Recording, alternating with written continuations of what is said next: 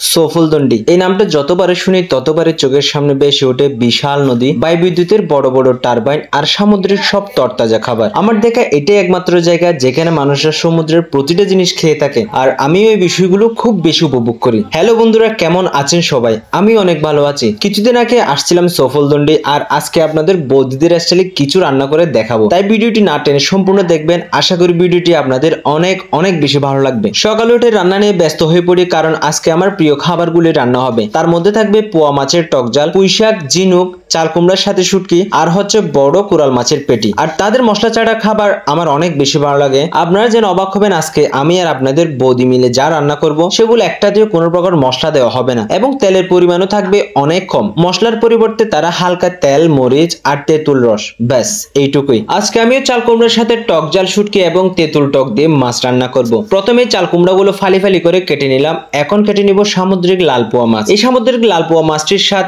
আমার মনে হয় ইলিশ মাছকেও হার মানাবে, যদি সেটা সুন্দর করে রান্না করা যায়। আর আপনারা দেখতেই পাচ্ছেন মাছগুলো এখনো দড়ি দিয়ে বাঁধা, বড়শি দিয়ে ধরে এনেই একেবারে বাসায় এনে রান্না করা হচ্ছে। আর যারা নদী বা সমুদ্র থেকে বড়শি দিয়ে ধরা মাছ খেয়েছেন তারাই বুঝবেন এই মাছ কতটা তাজা এবং কতটা সুস্বাদু। যাই হোক, এরপরে ছুরি দিয়ে ভালো করে মাছের আঁশ ছাড়িয়ে নিচ্ছিলাম। সত্যি বলতে আমার মাছ মাংস কাটা, রান্না করা এসব খুব ভালো লাগে। আমি যখন মাছগুলো কাটতেছিলাম, পাশে আপনাদের বৌদি চাল কুমড়ার মশলাগুলো রেডি করছিল। তো চলুন এবার দেখা যাক এই মশলায় কি কি থাকছে।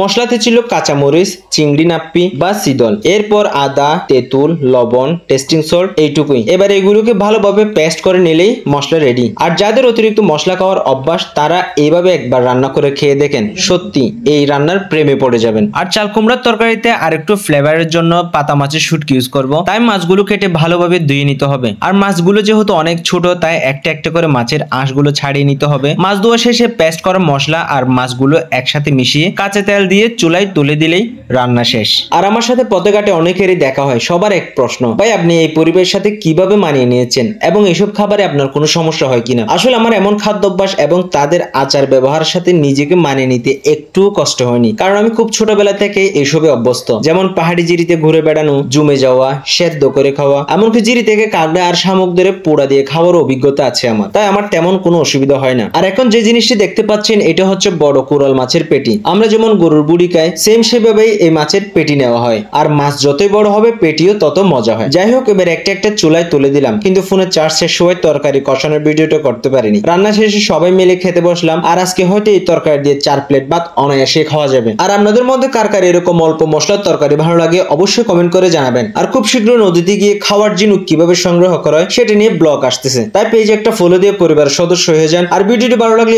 অবশ্যই শেয়ার করতে ভুলবেন না। ধন্যবাদ। এই যে গরু মাংসের পেটি, যেটাকে কি বলে, বুড়ি বুড়ি, এটা আর হচ্ছে পুঁইশাক, আরো আছে তো মাছ টাছ, বাকিটা পরে।